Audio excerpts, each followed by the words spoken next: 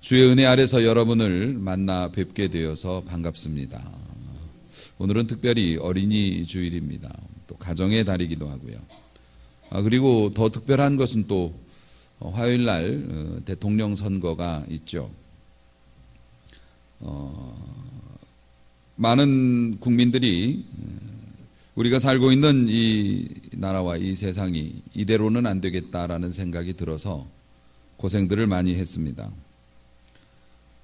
이런 상황 속에서 새로운 내일을 창조하기 위해서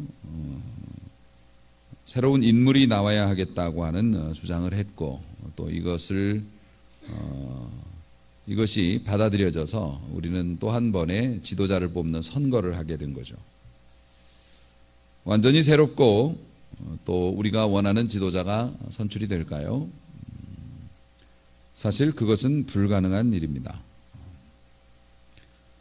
우리가 여러분이 원하는 지도자가 대통령이 된다고 해도 우리는 여전히 또 실망할 것이고, 우리는 여전히 이런 생각을 하게 될지도 모릅니다. 하지만 우리는 분명히 알고 있죠. 그래도 한 걸음 더 가까이 공평과 정의를 향해서 가고 있는 중이라고요. 우리가 완전한 새로운 지도자를 뽑을 수는 없지만 어쨌든 현재 상황이 엄중하기 때문에 우리가 그리스도인으로서 조국에 대한, 국가에 대한, 사회에 대한 사명을 감당을 해야 합니다. 그것이 투표입니다. 투표는 하나님께서 세상을 일구어 가시는 또 하나의 굉장한 방법이고 수단입니다. 그리스도인들이 투표를 하는 것은 성경적이고요. 그리고 사회의 일원으로서의 마땅한 도리이기도 합니다.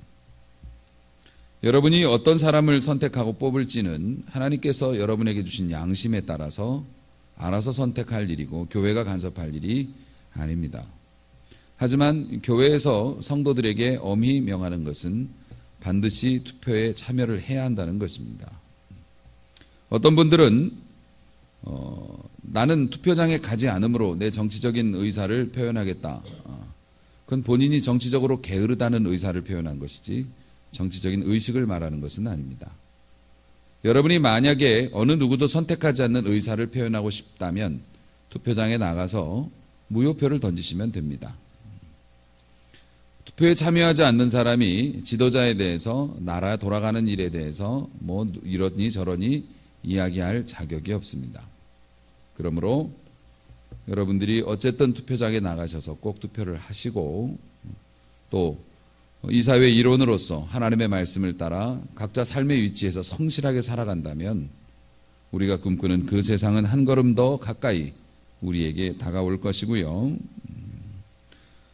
하나님이 예비하신 선한 일꾼이 세워져서 하늘을 두려워하며 착한 마음으로 백성을 섬기는 날을, 우리가 꿈꾸는 그날이 더 가까이 다가오게 될 줄로 믿습니다. 그리고 그 나라에서 우리 자식들이 살게 될 것이고요.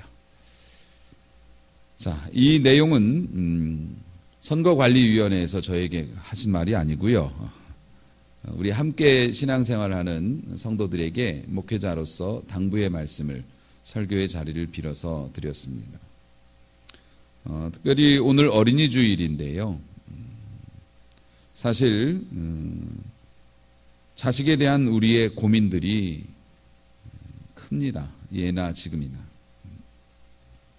성경적인 개념으로 보면 자식은 부모의 소유가 아니고요. 하나님이 우리에게 주신 선물이고, 부모는 그 선물을 잘 관리하도록 위임받은 청직이라고 하는 것이 성경이 말하는 부모 자식의 관계입니다.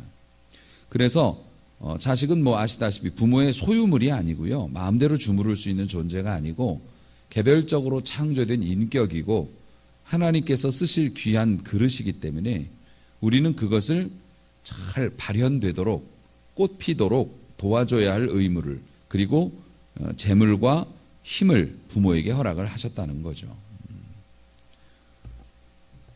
어쨌든 그래서 하나님께서는 본성적으로도 사람은 자기 자식에 대해서 아주 각별하도록 그렇게 사람을 만드셨기 때문에 부모들이 자식에 대한 그 간절함과 각별함은 뭐 세대를 다 통틀어서 다 마찬가지죠.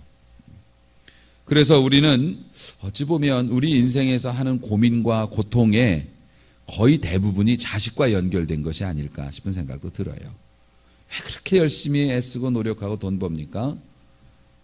사실 내가 먹는 건 별로 없어요. 자식들 잘 키워보려고 그러는 거 아니겠습니까? 기죽지 않게 하려고, 또 나보다는 좀 더 나은 삶을 살게 하려고 우리 어머니 아버지들이 그러셨듯이 우리도 자식에게 그럽니다. 하나님께서 주신 부모로서 자식에 대한 본성은 그대로 남아있는데 그 자식을 제대로 기를 수 있는 영적인 능력은 우리 인간이 죄의 오염이 되면서 많이 변질이 됐어요. 그래서 부모 자식 사이에 여러 가지 아픈 일들이 생기고요, 괴로운 일들이 생겨나는 겁니다. 여러분, 그릇은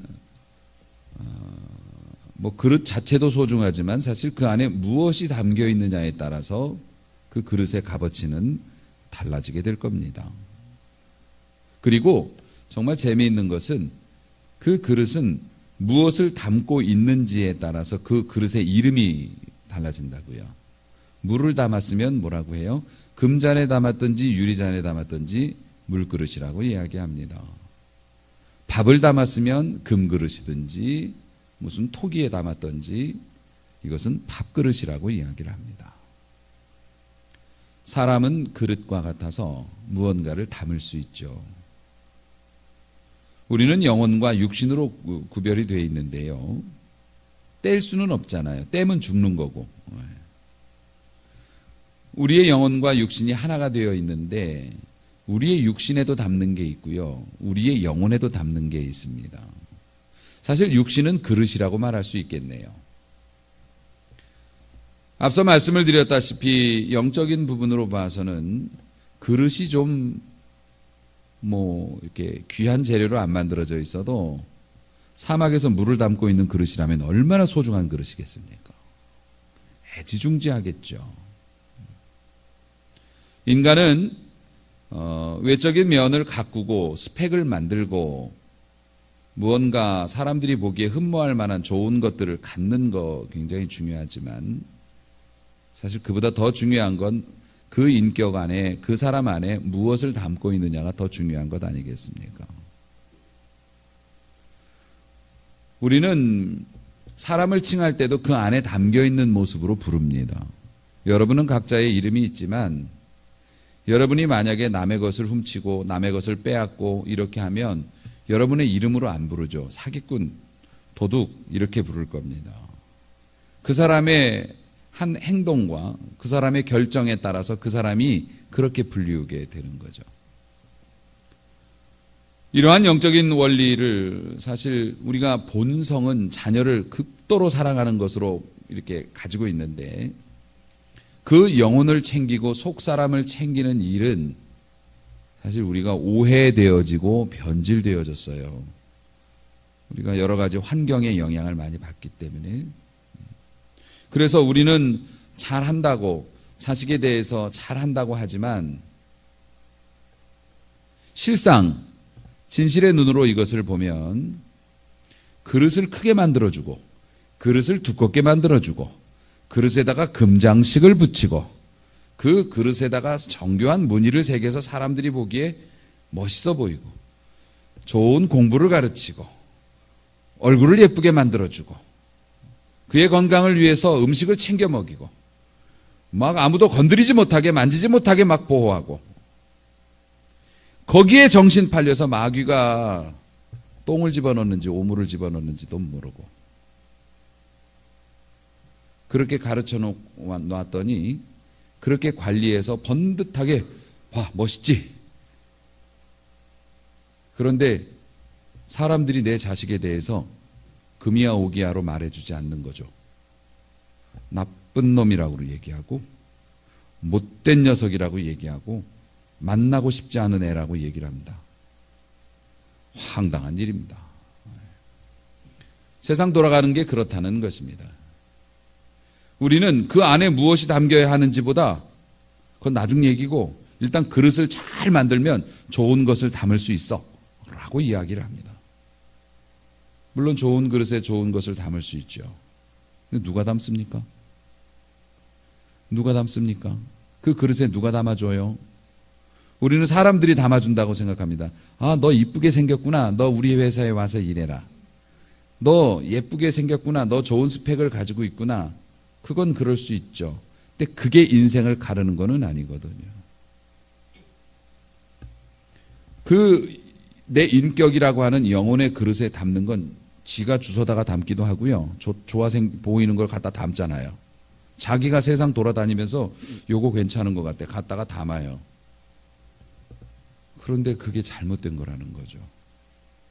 가치관이 잘못돼서 그릇 만드느라고 정신이 없어서 무엇이 좋고 그른지에 대한 판단이 잘 안 돼서 애들이 저들은 좋다고 가지고 오는데 절대로 좋지 않은 것을 자기 마음에 담아요. 그래서 어느 날 부모가 보면 얘가 왜 이런 말을 해? 우리 아이가 이런 아이가 됐네? 놀랍니다. 그릇 만드느라고 정신없어서 그 조각 하나 더 갖다 붙이려고 정신없이 자기 나름대로 노력을 해서 그릇 만들었는데 그 안에 오물이 담겨 있네. 밥그릇에 여러분 파리 한 마리 빠지면 그 밥 안 먹습니다. 못 먹어요. 이물질 들어가면. 제가 그냥 좋게 파리라고 얘기했지만 뭐 더 심한 거 많습니다. 내가 소중히 아이를 기르면서 이렇게 본을 보이며 가르쳐왔던 가치관 이런 거에 세상에 악한 것들이 툭 떨어지면 못 쓰게 됩니다. 여러분 도둑이 돼서 감옥 가는 사람도 24시간 365일 도둑질하는 거 아닙니다. 그 사람들도 힘들게 해요. 어쩌다 한 번씩 하는 거예요. 그래도 도둑인 거예요.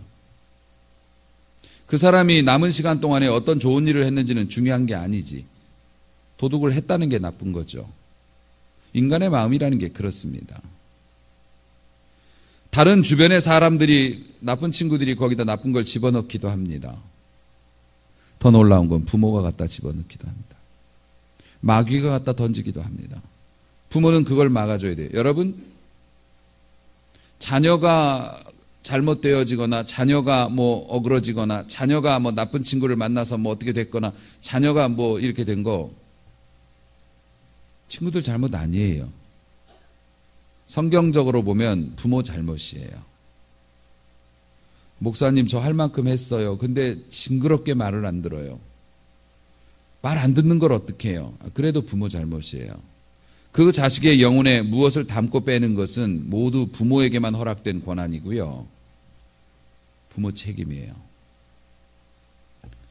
여러분 그릇은 잘 만들었을지 몰라도 그 속에 무엇이 담겼는지 한번 살펴봐야 되는 거 아닙니까?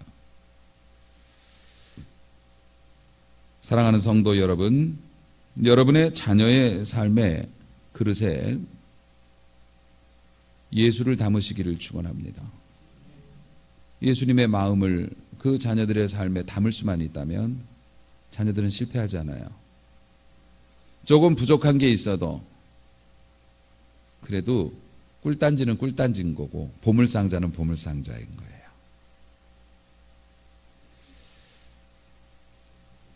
그런데 여러분 예수의 마음을 어떻게 담아요? 부모가 열심히 교회 다니면 예수의 마음 담아져요? 그러면 목사님 자녀들은 뭐 다들 성직자 되겠네? 아닌 경우가 더 많아요. 오히려 교회 열심히 다니느라고 애 챙기지 않아가지고 교회 중직자들 자제가 신앙에서 어긋나는 경우를 우린 더 많이 봅니다. 우리가 교회 열심히 다닌다고 애가 열심히 신앙생활하는 거 아니더라고요. 예수의 마음, 예수의 말 어떻게 그 자녀의 마음에 담아요? 그거 때려서 담을 수도 없는 거잖아요. 어떻게 담습니까? 오늘 읽은 본문에 그 해답이 나오고 성령께서는 아주 강력하게 딱 한 가지만 저에게 가르쳐 주셨어요. 오늘 읽은 본문은 예수님이 기적을 행하셔서 죽은 사람을 살리는 내용이에요. 전통적으로 우리는 이 말씀을 볼 때 죽은 사람을 살리는 예수의 능력에 보통 초점을 우리가 두고 많이 봅니다. 그런데 성령께서 오늘 여러분들과 나누기를 원하는 저에게 주신 감동은 다른 곳에 있었습니다. 스토리는 이렇습니다. 예수님께서 나인이라고 하는 동네를 가시는데요. 장례식 행렬하고 마주쳤어요. 그런데 이제 정황상 다 이렇게 보니까 오늘 말씀에 나와 있지만 죽은 사람이 아들이에요. 남자애고 청년이라고 이렇게 돼 있어요. 그리고 아버지가 없나 봐요. 과부의 아들이에요. 옛날에 과부는 어떻게 되는 줄 아시죠? 옛날에 과부는 고아하고 동급이에요. 오갈 데 없는 처지고. 옛날엔 여자들이 직장에 취직하거나 이런 게 안 되니까. 농사를 지어 먹고 이러기에는 너무 힘이 드니까. 그리고 남편이 만약에 남겨준 것 없이 죽었으면 이 과부는 굶어 죽지 않으면 다행이에요. 거지 되는 거예요. 그런데 그에게 아들이 하나 있었단 말이에요. 이건 인생의 등불이죠. 그런데 이 아들이 다 키워놨더니 죽었어요. 이보다 더 슬픈 현실이 어디 있을까요? 그 장례를 치르고 있어요. 눈물만 흘리면서 다른 뭐가 있겠어요? 죽었는데. 아이들이 말하는 게임 오버예요. 게임은 끝났어요. 다시 될 수 없어요. 그렇게 장례식 행렬이 비통한 마음으로 지나가고 있는데 예수님이 그걸 보셨어요. 그리고 울지 말라고 하셨어요. 과부한테. 이게 말이 돼요? 지금 자기 과부로 살아온 억울한 세월과 고통스러운 세월 속에서 마지막 의지했던 아들이 다 키워놓은 아들이 죽었는데 울지 말라니. 그런데 여러분, 예수님이 이유 없이 울지 말라 하신 건 아니잖아요. 예수님께서는 미래를 보시는 분이죠. 너에게 울 일이 없을 테니 이제 울지 마라라는 말씀이에요. 여러분, 이런 거는 여러분이 신앙생활할 때 정말 중요한 재료가 됩니다. 하나님께서 감동을 주시면서 상황과 어울리지 않는 말씀과 감동을 주실 때 주목하셔야 돼요. 지금 이렇게 목사님 제 상황 아시면서 그런 명령을 하시고 그런 권면을 하시고 하나님 앞에 기도하는데 내가 정말 고통스럽고 이런 데서 울지 말아라. 예수님은 아무 이유 없이 이런 말씀을 주시는 분이 아니라고요. 예수님은 이미 고쳐주려고 살려내려고 마음 잡수고 계셨어요. 그러니까 울지 말라 하시는 거예요.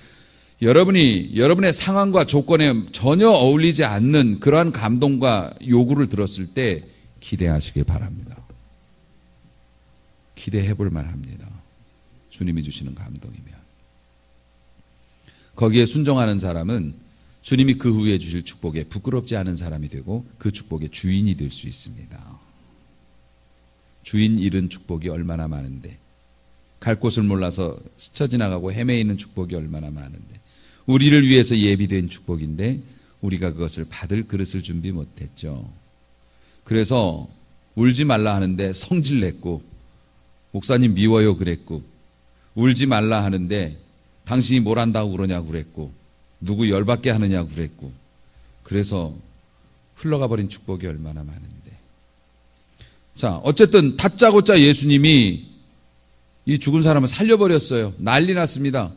한 절반은 도망갔을 것 같아. 죽은 사람 장례 지내려고 하는데 살아났으니 얼마나 놀랬겠어요. 막 사람들이 영광을 돌리고 막 하나님께 찬양을 하고 난리가 났습니다. 그런데 여러분, 이 소란스러운 틈에 우리가 잊지 말아야 할 게 뭐냐면, 이 사건에서 이 과부가 혹은 주변에 있던 많은 사람들이 예수님께 살려달라고 요청한 적이 없어요. 이 사건은. 보통은 도와달라고 그러면 도와주시잖아요. 여기는 그런 흔적이 없어요. 과부는 예수님에 대해서 관심도 없었고 사람들도 예수님에 대해서 관심이 없었어요. 그냥 죽은 사람 장례 지내는 거죠. 그런데 예수님께서 요청도 안 하셨는데 가서 그냥 살려내셨어요. 묻지도 따지지도 않고 살려내셨습니다. 왜 그러셨을까요? 13절에 그 해답이 나와 있어요. 주께서 과부를 보시고 불쌍히 여기사, 할렐루야, 그냥 불쌍하셨나 봐요. 너무 불쌍하다. 우리 하나님은 우리를 불쌍히 여기시는 분.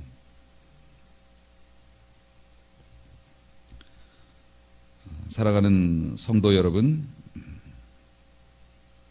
앞서 말씀을 드렸죠. 우리의 고민, 그릇만 만드는데 정신을 팔지 말고 그 안에 무엇을 담을 것인지 고민해야 되는데, 가장 좋은 건 예수님의 마음을 담는 게 가장 좋은데, 그건 힘으로도 안 되고 능으로도 안 돼요. 억지로 담을 수 없어요.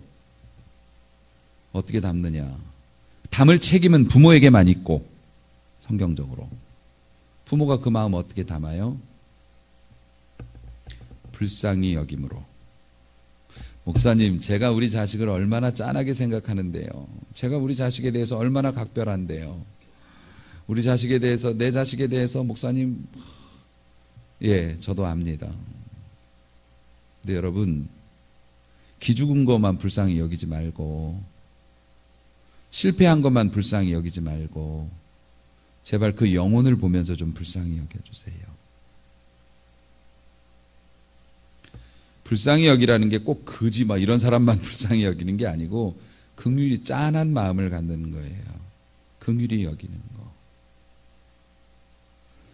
사랑하는 성도 여러분, 제가 우리 부모님들께 부탁을 드립니다. 부모님들은 자식에 대해서 많은 영향력을 행사하고 그렇게 하죠. 그리고 우리는 우리의 경험에 따라서 자식의 미래를 상상하고 우리가 원하는 그림대로 이 자식을 만들려고 정말 애를 많이 씁니다. 조각하듯이. 포기하지 않고 이게 떨어져 나가면 어떻게 다른 모양으로 해서라도 자식에 대해서 그렇게 영향을 미치려고 합니다. 그런데 어떤 경우에는 프레스라고 하는 거 있습니다. 어떤 틀 모양을 이렇게 만들어 놓고요. 재료를 넣고서 꽉 눌러가지고 그 틀 모양으로 늘리고 막 줄이고 해서 그걸 찍어내는 거죠. 자식을 그렇게 하지 마세요. 자식은 여러분께 아니고 하나님이 만드신 그 모양대로 만드신 소중한 이 결정체입니다. 그걸 내 삶의 경험과 내 지혜라고 하면서 자식을 위한다는 그걸로 프레스를 해가지고요. 찌그러뜨리지 마세요. 부모들아, 자녀를 노엽게 하지 말라는 말씀이 바로 거기에 있는 거예요. 물론 영향력을 행사할 수 있어요. 잔소리하고 매질도 할 수 있습니다. 하지만 알만한 사람은 압니다. 찌그러뜨리지 마세요. 무시하지 마세요. 멸시하지 마세요. 너는 아무것도 모른다고 말하지 마세요. 그거는 원형은 좀 유지시켜 주세요. 그걸 틀에다 놓고 눌러가지고 내가 원하는 대로 만들 때까지 그러다가 불행한 일이 일어나고, 그 사이에 우리 자식은, 사단은 우리의 마음, 그 자식의 마음속에 오염물질을 집어넣습니다. 그래 놓고선 마지막에 하소연이 뭡니까? 내가 너를 어떻게 키웠는데? 그것처럼 부질없는 소리가 없습니다. 내가 너를 어떻게 키웠기는 껍데기 만드느라고 내용물이 뭐가 들어가는지도 모르고 키웠지.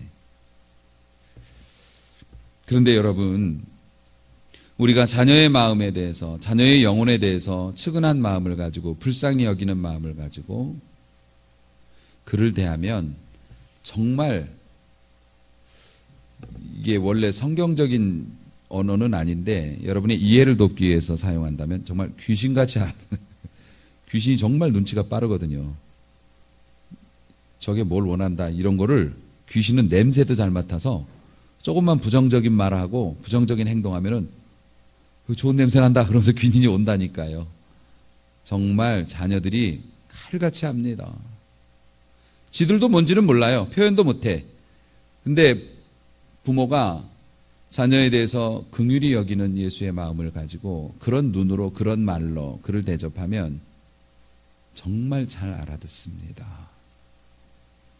목마른 사슴이 시냇물을 찾는 게 우리가 하나님을 찾는 것만이 아니라 자녀들도 그런 삶을 원해요. 엄마 아빠에게 그런 대접을 받고 싶고, 좋은 거 먹여주고 필요한 거 사주는 거 고맙긴 한데 나를 찌그러뜨리지 말아달라고. 그런데 그것을 알아보고 대접해주는 부모의 음성에 그 영혼이 반응합니다. 그때 문이 열리고 예수님의 은혜가, 예수님의 마음이 그 안으로 들어갑니다. 근데 놀라운 것은 이런 긍휼히 여기고 불쌍히 여기는 마음이 부모 자식 간에만 있는 게 아니에요.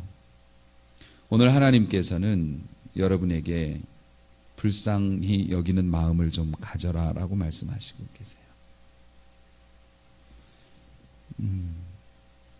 불쌍히 여기는 마음이라고 하는 건 모든 것을 한 번에 지워버리는 능력입니다. 그게 무슨 이야기냐면, 논리적으로 보면 저 사람이 잘못했고 내가 잘했어요. 그리고 저 사람은 지금도 꾸준히 나한테 잘못하고 있어. 내가 호의를 베풀려고 해도 받아줄 정신도 없고 마음도 없어. 네. 논리적으로 생각하면 내가 너를 도와주지 말아야 될 이유는 10가지고 도와줘야 될 이유는 하나도 없어요. 논리적으로 생각하면 하나님께서 우리를 살려주셔야 할, 천국 보내주셔야 할 이유가 없어요. 구원받은 우리는 구원받았어도 오늘도 예수님을 십자가에 서스럼없이 못 박아요. 우리 예수님께서는 주를 부인하고 달아났던 베드로를 찾아가서까지 그렇게 용서해 주실 이유가 없어요. 저는 베드로를 이야기할 때마다 정말로 놀라운 게 뭐냐면, 주를 모른다고 십자가에 못 박히시기 전에 3번 부정한 건 제가 인정해. 저래도 그럴 수도 있겠어요. 지금 그 상황에서 막 다 흥분돼 있고 칼 들고 막 설치고 이러면 어떻게 모른다고 할 수도 있겠죠.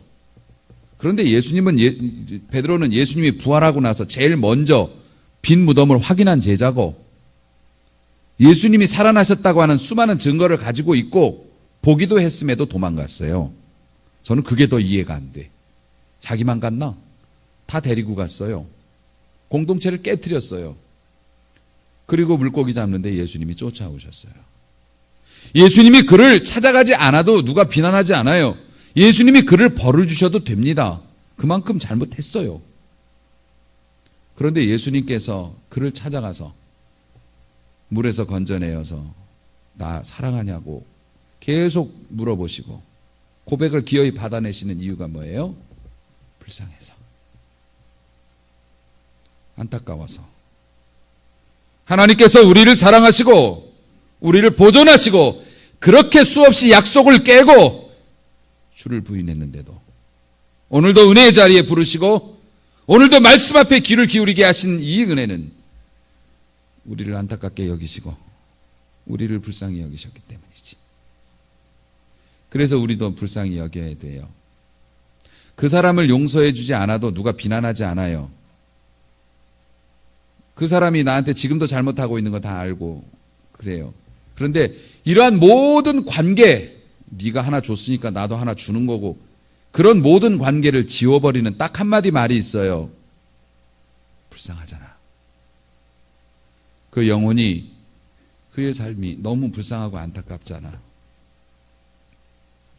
사랑하는 성도 여러분, 어린이 주일이기 때문이기도 하고 또 하나님이 우리에게 주신 이 감동을 따라서이기도 하고, 여러분이 이번 한 주 동안 내가 좀 불쌍히 여기는 마음을 갖게 해달라고 기도하세요.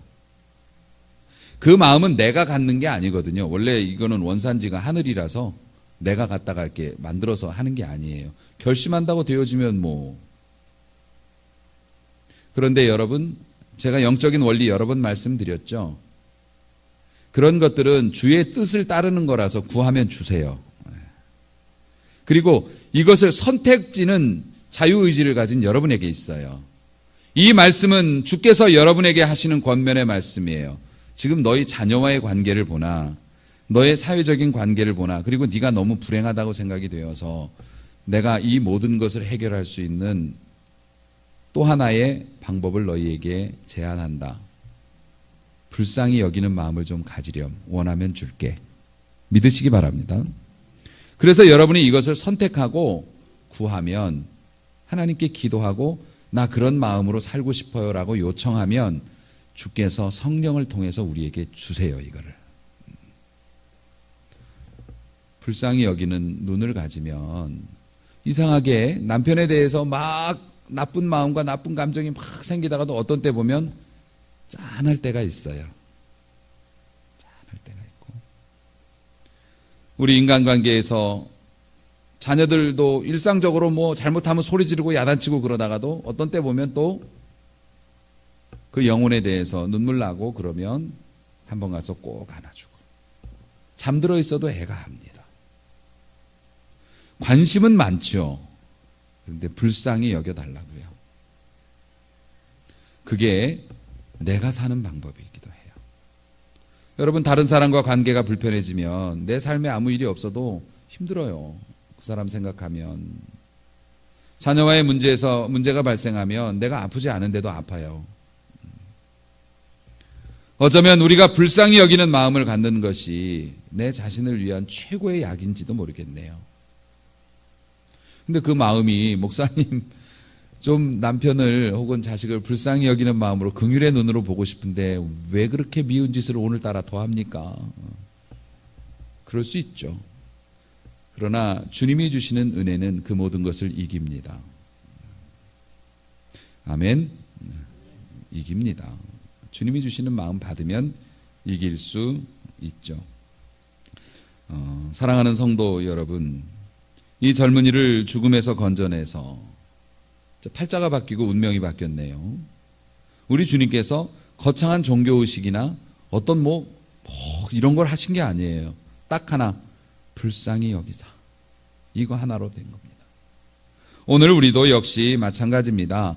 자녀를 바로잡겠다고 가둬놓고 두드려 패고 어디로 보내고 여러분, 산 사람은 그렇게 다루는 게 아니에요. 만드신 분에게 보내야죠. 죽여서 보내라는 게 아니고 그 마음을 만드신 분에게 요청해야죠. 가장 잘하시고. 그러려면요, 내가 긍휼의 마음으로 그를 품고 기도하면 우리 하나님께서 그 마음으로 들어가셔서 고쳐 놓으시고 해결해 놓으시는 걸요. 사랑하는 성도 여러분, 베드로 사도가 앞서 말씀을 드렸지만 베드로 사도가 그렇게 못난 행동을 하고 나서 주님을 만나고 은혜 받고 성령 충만해서 귀한 대사도가 되었지요. 그런데 베드로 사도는 가만히 보면 죽을 때까지 그 짐을 지고 살았던 것 같아요. 물론 주의 은혜 아래서 자유로울 수 있었지만 그가 만약에 그 죄짐을 매서 해방이 안 되었더라면 그는 사역을 못했을 거예요. 사역할 때마다 그 죄짐이 네가 뭔데 이런 거 해, 배신자야, 이러니까 못했죠. 근데 그 죄짐에서 해방된 건 맞아요. 하지만 마음의 부담까지 지우지는 못하죠. 우리 그렇잖아요. 우리가 큰 잘못을 했는데 누가 용서를 해줬어요. 용서받아서 자유롭기는 하지만 미안한 마음까지 지울 수는 없잖아요. 그래서 우리가 죄를 지어서 회개하면 용서해 주시지만 못이 빠진 흔적까지 없애질 수는 없어요. 그러니까 조심해야 돼요. 베드로는 늘 주님 앞에 죄송해서 죽을 때도 나 같은 게 뭐라고 주님하고 똑같은 방식으로 죽냐고 해서 거꾸로 매달릴 정도로 주님께 죄송한 삶을 살았죠. 그런 베드로가 사랑도 많이 받았고 그런 베드로 사도가 나이 많이 들어서 이런 권면을 해요. 베드로전서 3장 8절에 보면 마지막으로 말하노니, 자신의 모든 가르침의 맨 끝에서 결론을 이야기해요. 베드로 사도가 너희가 다 마음을 같이 해서 동정하며 긍휼히 여겨줘라. 형제를 사랑하며 불쌍히 여기며 겸손하며, 그리고 또 말해요. 악을 악으로 욕을 욕으로 갚지 말고 도리어 복을 빌라. 이것을 위해서 너희가 부르심을 받았느니라. 너희는 그렇게 살아야 되는 사람이야. 이 세상에 유난리와 같은 사람이야. 베아린과 같은 사람이야. 너희가 그 자리에서 그가 감당해야 자식이 살고 주변이 살아서 세상이 돌아가. 그러면서 이는 복을 이어받게 하려 하십니다. 할렐루야.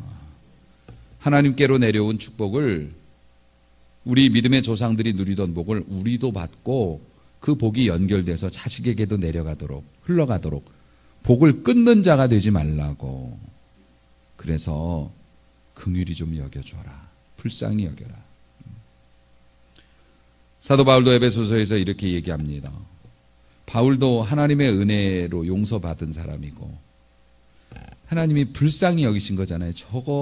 저렇게 천둥번거숭이처럼 날뛰고 뭘 좀 안다고 저렇게 잘난 체하고 아주 성질은 못 돼가지고 그거 하나님께서 엄지손가락으로 툭 치시면 날아가 버릴 것이지만 깎고 다듬어서 만드셔서 주의 사도 삼으셔서, 사도 바울은 그걸 누구보다 잘 알았죠. 그 사도 바울이 또 이렇게 이야기합니다. 서로 친절하게 하며 불쌍히 여기며 서로 용서하라. 얼만큼 하느냐면 하나님이 그리스도 안에서 너희를 용서하신 것처럼. 바울도 자기가 그런 걸 받아봤기 때문에 불쌍히 여기는 마음. 사랑하는 성도 여러분, 성경을 통해서도 이렇게 빚을 탕감받은 종의 비유도 있잖아요.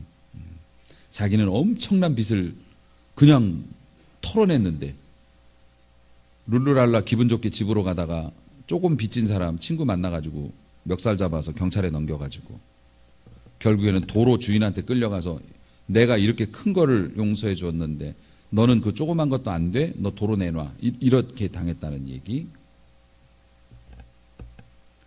사랑하는 성도 여러분, 우리가 주의 은혜로 사랑을 받은 사람이기 때문에 우리가 사랑받은 만큼 주님도 요구하시잖아요. 그리고 그것을 감당하려고 애를 쓰기 시작할 때 주님이 필요한 것들을 공급해 주시잖아요. 이게 기독교가 말하는 축복이에요. 우선 주시면이 아니고 하나님의 뜻에 순종하려고 그렇게 할 때 여러분에게 한 번 더 주의 이름으로 권면합니다. 우리 서로 좀 불쌍히 봅시다. 긍휼한 마음을 가지고 좀 봅시다. 한 번 더 용서하고 한 번 더 참아 봅시다. 그리고 주님의 주실 은혜를 기다려 봅시다. 어떤 위대한 업적도 좋지만은 주님이 제일 용서 못 하시는 게 바로 우리가 게을른 거나 우리가 뭐 부족한 거나 우리가 무식한 거나 어리석거나 이건 용납해 주세요. 하지만 잔인하고 무인정한 건 용납을 안 해주세요. 그러니까 상대를 용서하지 않은 것에 대해서는 용서 안 해주신다고요. 그건 대가를 혹독하게 치르게 되어 있거든요. 우리는 비록 부족하지만 우리의 눈은 더욱 부드럽고 우리의 입술은 더욱 온유하고 불쌍히 여기는 마음이 우리 안에 살아있어서 그 마음으로 단단한 견고한 미움의 빗장을 깨뜨리고 자녀들의 마음속으로 들어가고 그 안에 그리스도의 은혜의 빛을 비추어 주므로 축복이 대를 이어질 수 있도록 우리가 그렇게 만들어가는 사람이 되었으면 좋겠습니다. 한 번 더 화합이 필요할 때입니다. 국가적으로도 그렇고 또 교회적으로도 그렇고 가정적으로도 그렇습니다. 오늘 말씀을 들은 여러분이 책임입니다. 이제는 들었으니까 기도하세요. 불쌍히 여기는 마음과 눈을 달라고. 여러분이 불쌍히 여기는 주님의 마음과 눈을 가지고 말하고 행동하면 그것은 주님의 능력이 거기서 나타난다는 것을 의미할 것이고 진짜 여러분이 신앙의 놀라운 능력을 경험하게 될 것입니다. 이런 아름다운 축복이 계속 순환되어지는 복된 삶을 살아 누리시는데 여러분이 먼저 앞장서 주인공 되시기를 주님의 이름으로 축원합니다.